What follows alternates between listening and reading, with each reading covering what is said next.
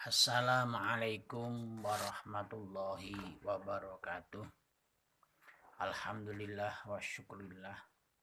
Wassalatu wassalamu ala rasulillah wa ala alihi wa ashabi wa mawalah. Wala hawla wala quwata illa billah amma ba'dah. Alhamdulillah kita dapat berjumpa lagi dalam rangka daring mapel fikih, yang mana pada kesempatan kali ini kita akan membahas tentang sumber-sumber hukum Islam yang disepakati, yang nomor 2 yaitu al-hadis. Anak-anakku, silakan kamu buka buku kamu dan perhatikan serta simak apa yang saya sampaikan, sehingga setelah kamu simak, silakan kamu angan-angan dan kamu buka kembali buku kamu untuk mencocokkan apa yang kami sampaikan, sehingga mudah-mudahan semakin menambah pemahaman dan wawasan kalian semua. Anak-anakku, yang pertama, untuk materi kita kali ini kita akan membahas tentang al-hadis sebagai sumber hukum Islam yang nomor 2, yang mana kita akan bahas tentang pengertiannya, kemudian macam-macam hadis, kemudian dasar kehujahan al-hadis, dan kedudukannya sebagai sumber hukum Islam.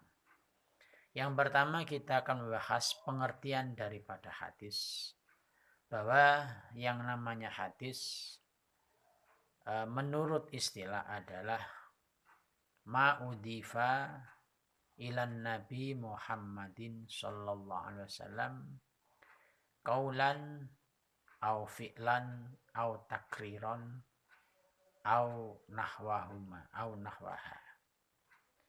Jadi hadis menurut istilah adalah segala sesuatu yang disandarkan kepada Nabi Muhammad, baik itu berupa ucapan, perbuatan, ketetapan, ataupun yang semacam ketetapan, semacam pekerjaan, dan semacam ucapan.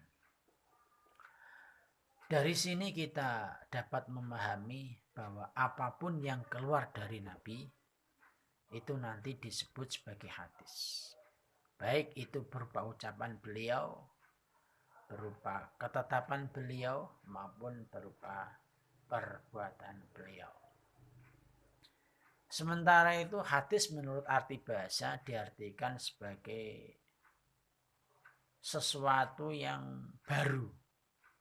Hadis sesuatu yang baru. Kemudian hadis itu punya muradif atau punya sinonim yang lain. Ada yang menyebutnya sebagai as-sunnah, ada yang menyebut sebagai al-khobar, bahkan ada yang menyebut dengan istilah al-asar, ya, al-asar. Dari pengertian secara istilah hadis di atas tadi, yang mana segala sesuatu yang disandarkan kepada Nabi, baik berupa ucapan, pekerjaan, dan ketetapan, dari sini kita mengetahui bahwa pembagian hadis terbagi menjadi 3. Yang pertama adalah hadis yang berupa qaulan atau hadis yang berupa qauli, yaitu segala perkataan yang diucapkan langsung oleh Nabi Muhammad sallallahu alaihi wasallam dalam berbagai kesempatan terhadap berbagai masalah. Hal ini kita bisa melihat sebagaimana beliau ketika menyampaikan tentang masalah niat. Ini beliau mengatakan innamal a'malu bin niat. Yang mana hadis ini diriwayatkan oleh Imam Bukhari dan Muslim. Di situ beliau menjelaskan bahwa segala amal itu tergantung niatnya. Nah, hadis ini disampaikan langsung oleh Nabi berbentuk ucapan. Maka hadis yang demikian disebut hadis qauli karena berupa ucapan. Dalam hadis juga ada yang nomor 2 disebut sebagai hadis fi'liyah atau berupa perbuatan.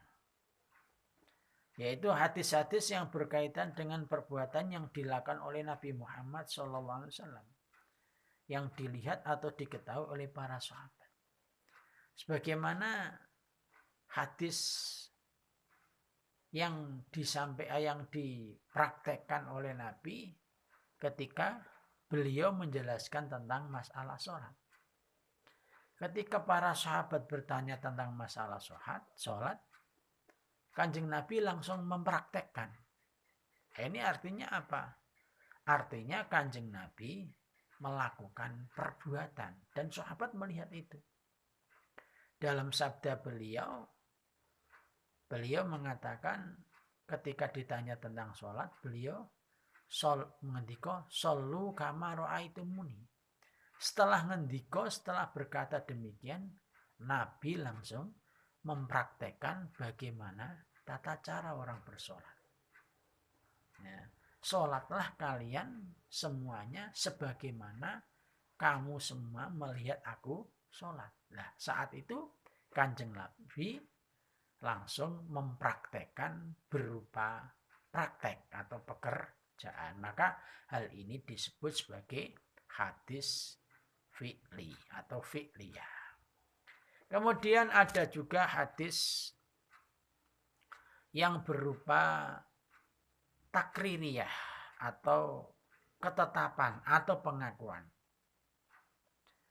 Hadis takririyah ini biasanya adalah ucapan yang disampaikan sahabat di hadapan Kanjeng Nabi atau perbuatan yang dilakukan oleh sahabat yang dilakukan di depan Nabi.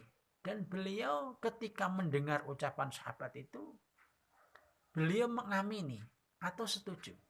Atau ketika melihat perbuatan daripada sahabat, beliau mengamini.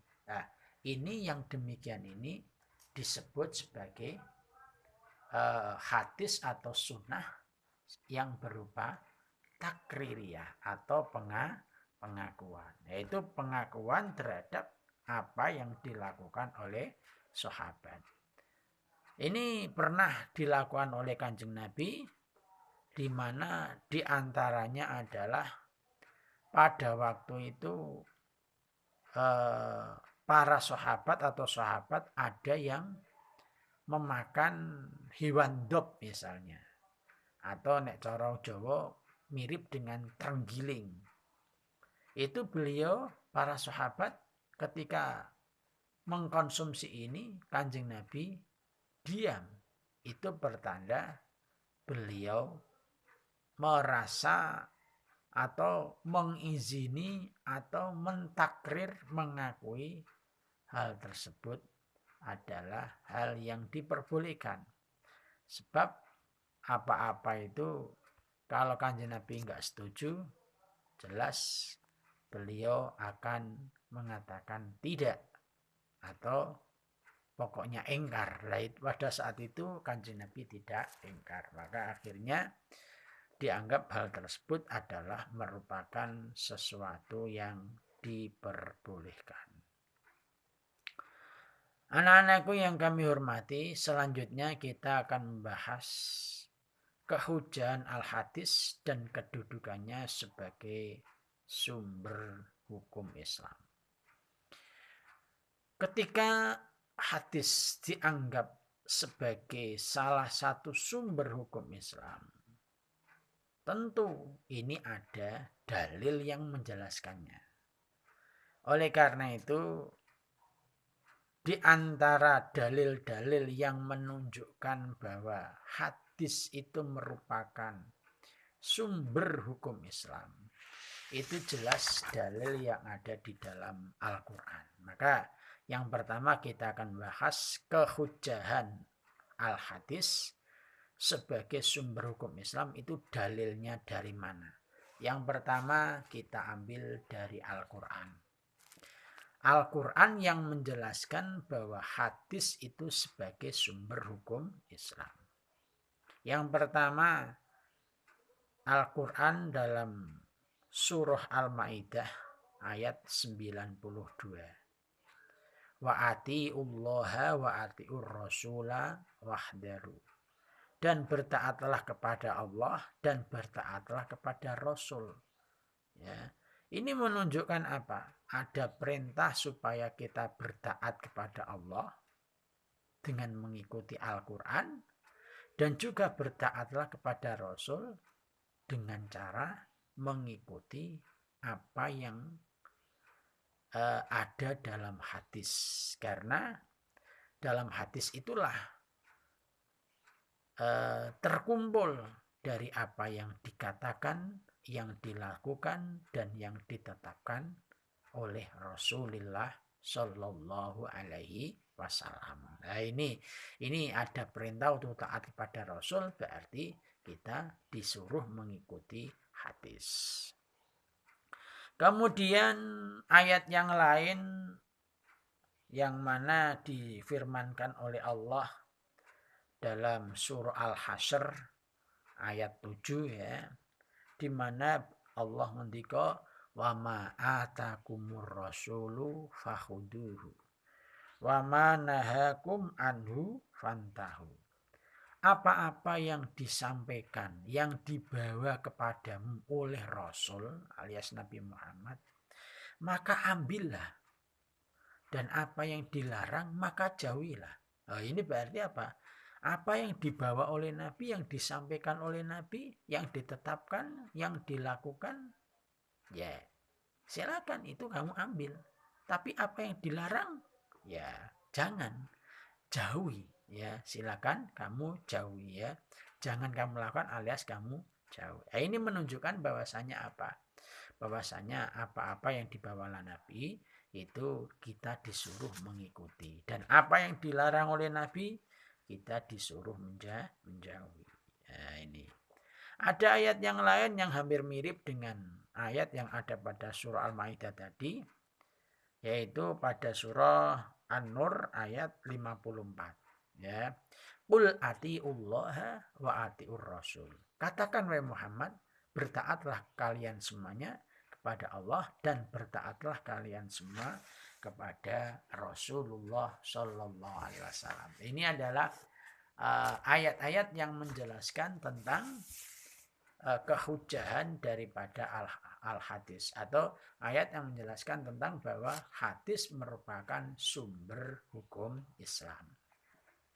Kemudian di samping dari Al-Quran ada juga dalil dari hadis juga yang menjelaskan bahwa hadis itu sebagai sumber hukum Islam. Hadis yang pertama adalah apa yang disabdakan oleh Nabi, yang mana hadis tersebut diriwayatkan oleh Imam Malik, yaitu hadis beliau, taraktu fikum amrayni lan tadillu ma in tamassaktum bihima kitaballah wa sunnata nabiyhi. Aku telah meninggalkan pada dirimu dua perkara yang mana jikalau kau berpegang kepada keduanya, maka kau tidak akan pernah tersesat selama-lamanya. Apa itu? Yang pertama kitab Allah, yaitu Al-Quran. Yang kedua sunnah nabinya, wa sunnata nabi, yaitu hadis. Dari hadis ini kita dapat memahami bahwasanya Al-Quran dan Al-Hadis merupakan hal yang menjadikan kita tidak pernah tersesat. Berarti itulah yang harus kita pegang. Nah, ini dari sini kita dapat perintah agar berpegangan pada Al-Quran dan hadis. Nah, ini berarti hadis juga termasuk hal yang harus kita anggap dan kita anut sebagai sumber hukum Islam. Begitu juga dalam hadis yang pernah disabdakan oleh Rasul terhadap Mu'ad, ya, terhadap sahabat Mu'ad, ketika beliau bertanya kepada Mu'ad, ya Mu'ad, bagaimana kamu memutuskan suatu hukum ketika kamu punya masalah? Maka Sayyidina Mu'ad pun menjawab, aku akan memutuskan dengan Al-Quran. Kalau nggak ada dalam Al-Quran, maka aku akan memutuskan dengan apa yang menjadi sunnah atau hadisnya Rasulullah. Kalau nggak menemukan dalam hadis dan juga tidak ada Al-Quran, maka aku akan beristihad. Nah, melihat yang demikian itu, akhirnya Rasulullah menepuk dada daripada Sayyidina Mu'ad. Kemudian beliau berkata, Alhamdulillahilladzi waffaqa Rasulillah lima yurdi Rasulullah. Alhamdulillah bagi Allah yang telah memberikan taufik, memberikan pertolongan pada utusan daripada utusannya Allah, yaitu Sayyidina Mu'ad merupakan utusan daripada Kanjeng Nabi. Nah, Kanjeng Nabi merupakan utusan dari Allah. Nah, ini beliau bersyukur diberikan seorang sahabat Mu'ad yang dengan tegas menjelaskan dalam memutuskan satu masalah bila tidak ditemukan dalam Al-Quran, beliau akan memutuskan berdasarkan Al-Hadis. Ini berarti dukungan dari Rasul, setujunya dari Rasul kalau hadis dijadikan sebagai sumber hukum Islam setelah Al-Quran. Anak-anakku yang kami hormati, selanjutnya kita akan membahas tentang fungsi Al-Hadis atau As-Sunnah terhadap Al-Quran. Tentu karena sama-sama sebagai sumber hukum Islam, kadang Allah dalam menjelaskan hukum di dalam Al-Quran, kadang itu masih global atau masih mujmal. Sehingga peran yang dilakukan oleh hadis akhirnya sangat penting. Maka di sini akan dijelaskan tentang fungsi atau peran hadis terhadap Al-Quran. Yang pertama adalah bayan takrir. Artinya apa?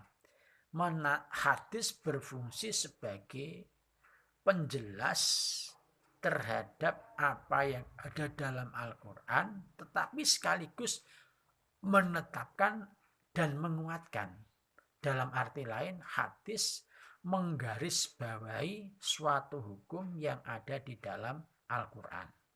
Sehingga kalau ada hukum yang di dalam Al-Quran kemudian digarisbawahi oleh hadis, ini menjelaskan bahwa hukum tersebut akhirnya mempunyai dua sumber hukum, yaitu Al-Quran dan hadis. Maka dalam hal ini hadis berfungsi sebagai penguat ya terhadap apa yang ada di dalam Al-Quran. Contoh, di dalam Al-Quran itu dijelaskan, "Faman syahida minkum syahra falyasum." Barang siapa yang melihat terhadap hilal, maka berpuasalah. Ya, maka berpuasalah. Di Al-Quran sudah seperti itu. Kemudian dalam hadis yang diriwayatkan oleh Imam Muslim dijelaskan lagi, fa idza ra'aitumul hilala fasumu wa idza ra'aitumuhu fa'aftiru. Maka jikalau kau melihat tanggal atau munculnya tanggal 1 dengan dipertandai munculnya bulan, maka berpuasalah.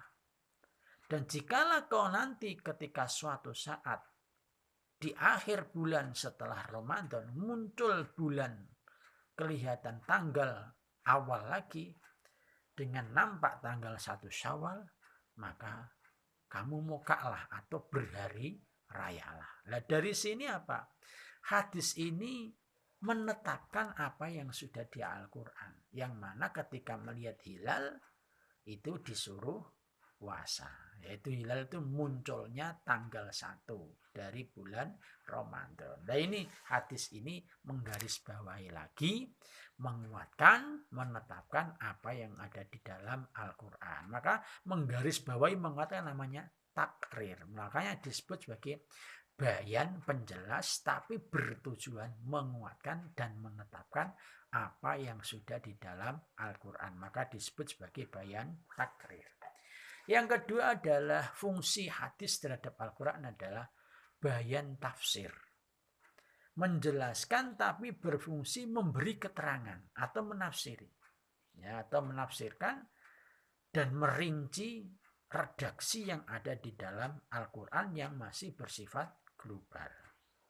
Contoh, dalam surah Al-Qadr Allah ngendika inna anzalnahu fi lailatul qadr.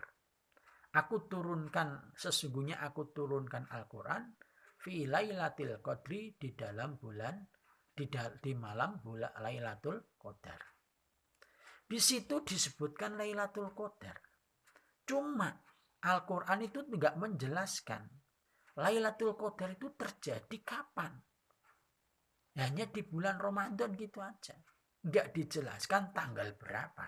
Nah di sini muncul hadis yang menjelaskan bahwa Lailatul Qadar itu adalah malam-malam ganjil di 10 hari yang terakhir dari bulan Ramadan. Sebagaimana hadis yang diriwayatkan oleh Imam Bukhari, Al-Lailatul Qadri fil witri min ashril awakhir min Ramadan. Lailatul Qadar itu adalah malam ganjil di 10 hari yang terakhir daripada bulan Ramadan. Nah, di sini apa? Hadis ini menafsiri, menjelaskan apa yang disebutkan Al-Quran, yaitu tadi tentang Lailatul Qadar. Di sini ditafsiri Lailatul Qadar itu terjadi di malam-malam ganjil pada 10 hari yang terakhir daripada bulan Ramadan.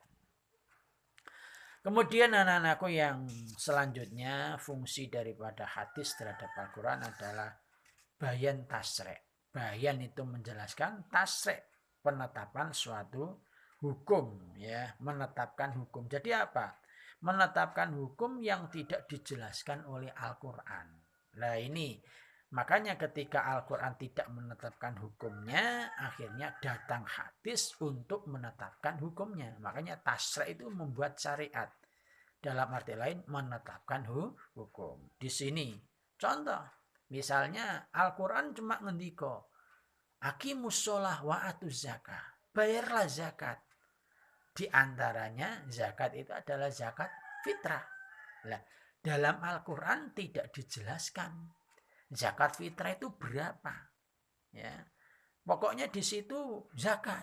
Nah, akhirnya Al-Quran hadis ini menjelaskan dan menetapkan hukum, diantaranya adalah tentang zakat fitrah. Sampai akhirnya zakat fitrah dijelaskan oleh hadis dan ditasrekkan, ditetapkan hukumnya oleh hadis. Di Al-Quran nggak menjelaskan zakat fitrah, nggak ada. Ya, pokoknya umum, innamas shadaqatu lil fuqara. Zakat itu untuk fuqara dan lain sebagainya, enggak menjelaskan zakat apa. Wa atu zakat, bayarlah zakatnya, enggak menjelaskan zakat apa. Nah, akhirnya hadis menetapkan zakat yang tidak dijelaskan oleh Al-Quran. Kalau tentang pertanian ada wa atu haqqau yauma hasadi, itu zakat pertanian. Tapi untuk zakat fitrah tidak dijelaskan. Maka hadis datang menjelaskan tentang atau menetapkan hukum zakat yang belum ditetapkan oleh Al-Quran, yaitu zakat fitrah. Nah inilah yang namanya tasrek, menetapkan hukum yang belum ditetapkan Al-Quran, namanya tasri. Al-Quran menetapkan global. Nah ini akhirnya dijelaskan zakatul fitri min Ramadan ala nasi so'an. Ya.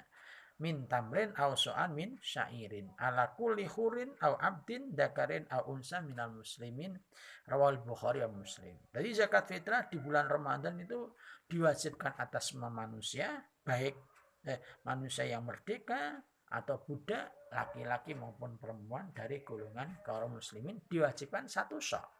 Di sini yang menetapkan zakat fitrah adalah al-hadis atau sunnah, mboten Al-Quran. Maka di sini fungsi daripada hadis adalah menetapkan hukum yang belum ditetapkan Al-Quran secara sharih atau jelas. Al-Quran hanya menetapkan secara global. Nah, itulah di antara fungsi daripada hadis terhadap Al-Quran. Quran diantaranya adalah bayan tasri', menjelaskan untuk menetapkan hukum yang belum ditetapkan Al-Quran. Anak-anakku yang kami hormati, demikian yang dapat kami sampaikan tentang Al-Hadis, fungsinya, pengertiannya, macam-macamnya, dan dalil kehujahannya. Alhamdulillah sudah dapat kita simak bersama. Mudah-mudahan diberi manfaat. Amin ya rabbal alamin. Dari saya pribadi mohon maaf. Billahi taufiq wal hidayah wa ridha wal inayah. Assalamualaikum warahmatullahi wabarakatuh.